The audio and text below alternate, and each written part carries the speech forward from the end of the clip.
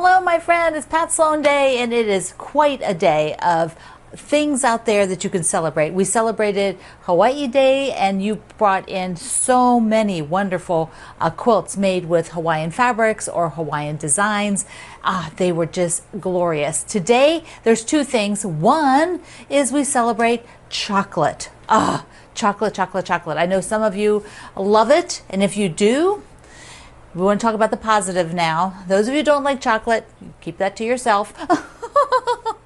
So if you love chocolate, tell me what type. Do you prefer maybe it as a cake or as a candy bar or candy, hot chocolate, whatever. Just tell me. If it's everything, say everything. So that will be your assignment for chocolate. And the other thing is that it's celebrating dolls today. There are dolls on quilts. Classic Sunbonnet would be one, but there's lots of other dolls on quilts. And so I would love to see any of your quilts with dolls on it. And I want to show you a really special quilt that's in our family. It belongs to my niece. And right now I have possession of it because it needs a repair. It's well loved, and she realized at one point, she's a young woman now, she's a park ranger, and she realized at one point it just needed to not be handled anymore and the fibers stabilized. So I have it to try to do that. I would love to recreate it for her. It was made by my mother-in-law for my niece, which is her granddaughter. So we don't have my mother-in-law anymore, but we have some of her work. And here is this quilt, but I don't have a pattern for it. So I'm hoping our community here knows what the pattern is. I'm thinking, let me just show you a couple of the dolls. I'm thinking that it was in a magazine, because she did a lot of quilts from magazines. This is all hand quilted. It's lightly hand quilted. There was embroidery for the hair and the little faces. So here's another one where the embroidery, really is gone from the hair. The fibers are really badly shredded on this particular fabric. Did you recognize that Debbie Mum fabric? Like, here's another little girl. So I would love to recreate this quilt. So if you have the pattern or know where I can get it, that would be so awesome. You could either write it on the Facebook group, or you could email me, pat@patsloan.com. Mwah. Okay, we're going to talk about the Secret Lives of Color. It is, what block is it? 46. We're in the blue section, and just look at my blocks together. This is the last block for row 3. So, row 3, if you're doing my layout, that means we can sew that row up. And the next row is kind of an interesting one, so that'll be fun to do. But I just am so excited. So here's my block. And the color is, I gotta do this two-handed. Oops, not working. Okay, the color is indigo. Indigo. And I picked this fabric. Indigo, again, leans a little purple. So I thought this one worked out pretty darn good. I want to read you the first paragraph of this chapter. In 1882, the British Museum acquired an object it would take 11 decades to understand. The artifact is a tiny clay tablet, around 2.75 inches square and 0.8 inches thick, covered in minute text written, tiny text in Babylonian, however you say that. It was written sometimes between 600 and 500 BC. In the early 1990s, when academics finally cracked the translation, they discovered that what they had been inscribed on this still damp clay thousands of years before was a set of instructions for dyeing wool dark blue. Indigo. Ooh, it just gives me chills. Doesn't it give you chills? It's like, ooh, that's so exciting. Okay, so you're going to make your indigo block, and I am going to get mine set. That is super exciting. Okay, I have just stuff I'm doing here around the studio, and I want to share it with you because it has to do with the parts center. So let's take a look. I'm working on trimming up the snowball corners of the summer camp and creating parts, more parts for the parts inventory. So I thought I would just talk to you a bit about how I look at this stuff and what I decide to do with it. So here first is, then we're going to talk about Norm in a minute. So he's going to sit over there quietly and wait his turn. Okay, here are the cornerstones. Yes, they look gorgeous. I went with the print that was a little bit lighter.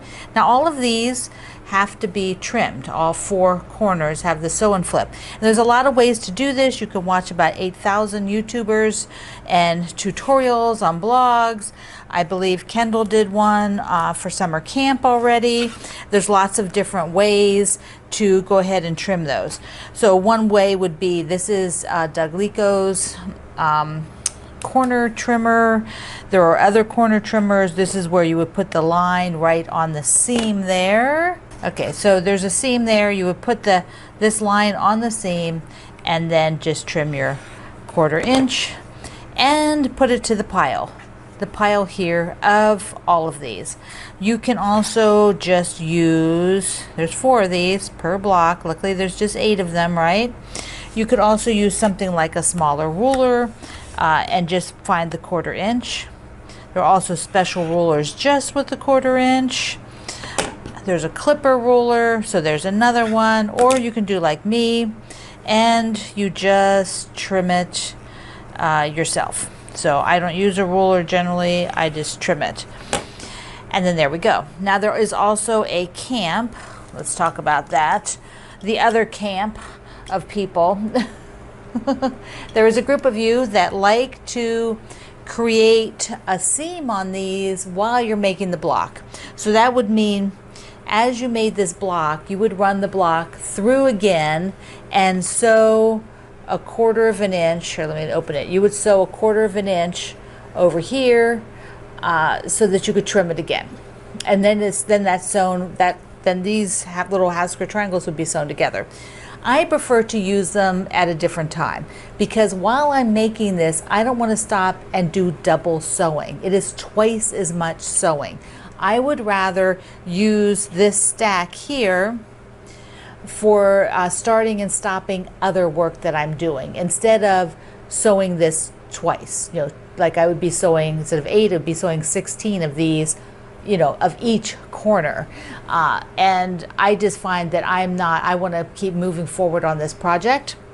That also allows me to decide I either don't want these. If they're too tiny, I might trash them. I might put them in a bag for somebody else to sew together. I've done that, you know, given it away as to the quilt groups that, you know, somebody might want it. I don't know, but they do.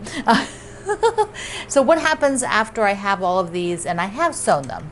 Once again, let's take a look. Here is a group that was from the Boo Crew. You might recognize the stripe and the background fabric. So I did run all of these together while I was making some other blocks. So it's very useful. So now they're not trimmed to size. One is bigger. So what do I do here? I can decide if I want to go ahead and use this, you know, quilt in a day ruler, or I actually, you know, trim these up. Like I find like, oh, this could be a 2.5 inch square, so I would trim it up. These will be smaller. They might be, let's see, oh, it looks like they might be 1.5 inch. That would be good. Or I could make them a little bit bigger. I think I could get them all to 1 3/4, maybe squeezing it. Who knows? So that's what I often do, as I will sew them all like this and then come later and trim them as a stack while I'm doing other things or thinking about it. Then all of those things will go into the parts center. You know, this is what I've named it now. Some people call it orphan blocks, and some of you just get really sad about the word orphan. So I thought my parts center would be the best thing to call it. So I have like a very full basket of parts, of lots and lots of extra blocks, little things like this, anything that's sewn together. If it is a stack of just squares like this, then those go into just the squares that I have. I don't you know, put those in the parts center. They go in to use for the 2.5 inch blocks, you know, 2.5 inch square blocks. So I have some of those. So what I have is another stack here. Let me just show you what I had going on here. So these are, this is from summer camp.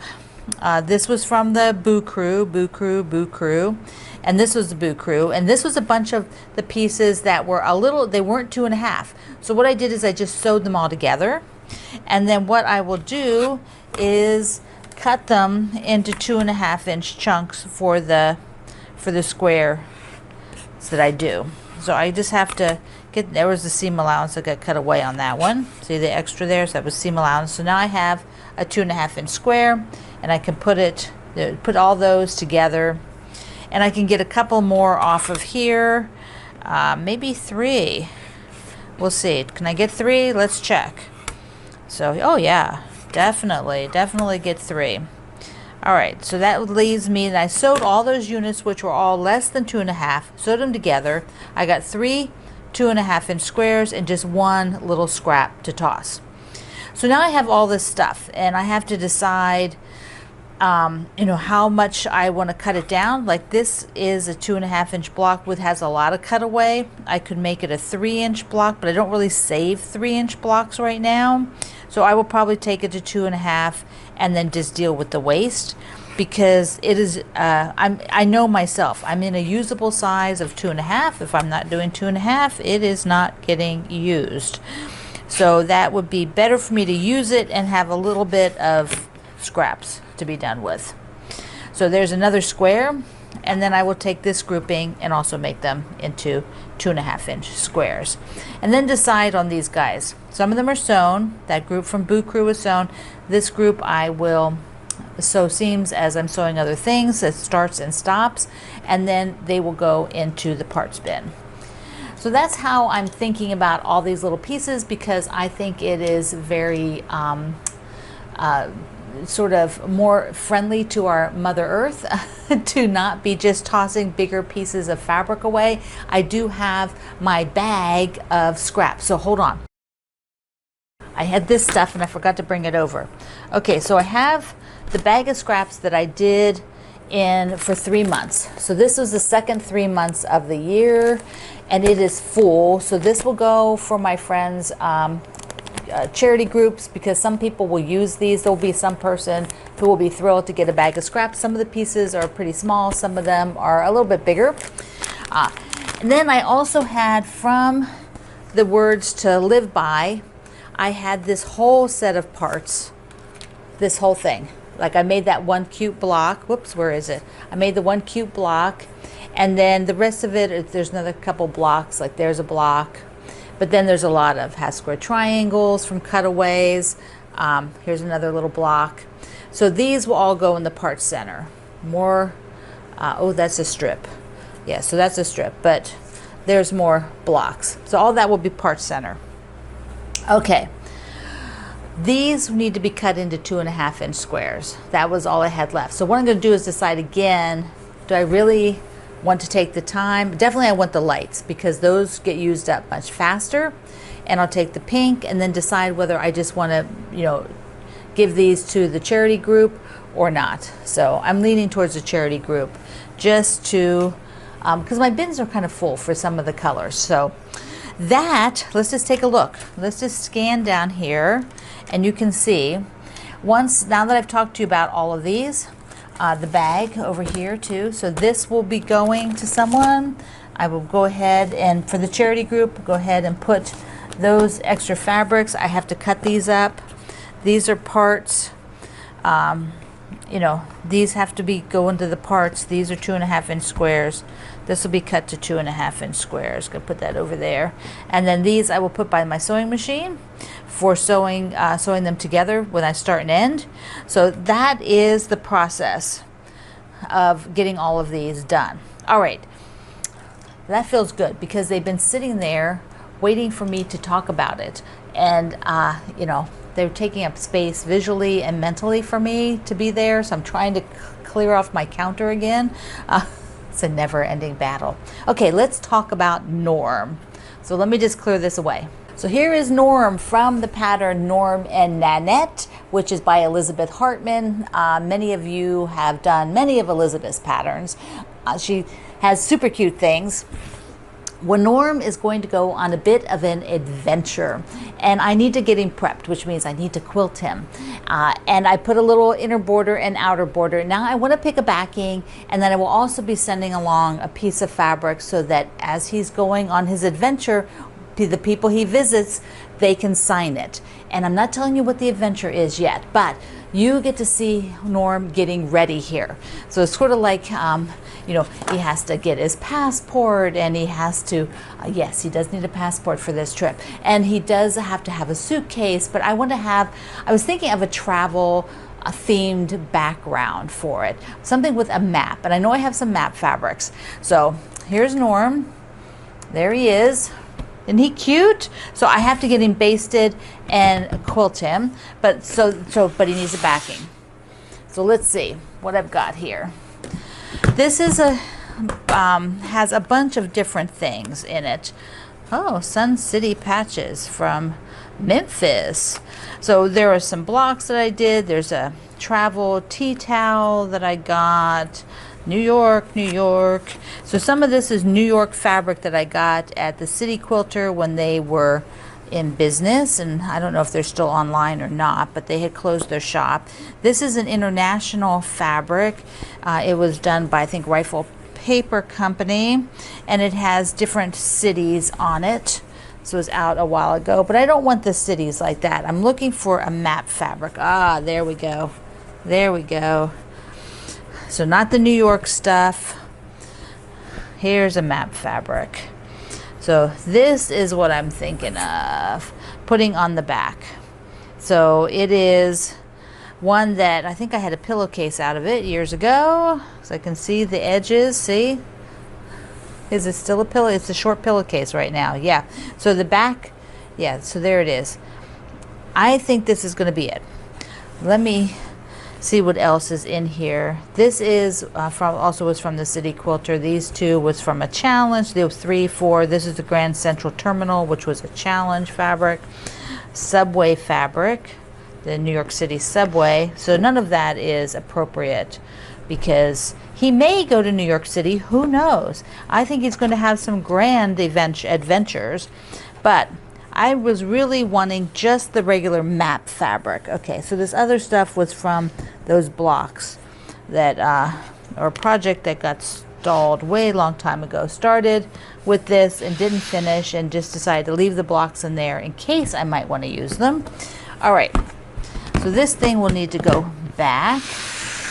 What we have is some map fabric, and I will just cut that little pillowcase apart and sew it so there's a seam enough for the backing. It's just wide enough. Since I'm quilting it, I don't need a lot of extra. It's not going to a long armor. Okay, there we go. Look how stinking cute he is. Okay, Mr. Norm is going to get ready for his big adventure, and then we will be telling you about that. There'll probably be, once he starts on his big adventure, I will let you know. And then there might be some lags because he has to travel from place to place, and it might take him a little while to get there. So that is the part where there'll be some lag, where you won't maybe hear about Norm for a little bit. But know he is out there traveling and having adventures, and that we will share them with you. The royal we, which will be the group of us that are doing this. Okay, that was fun. Now I know, and now I can get him basted, which was my goal for today.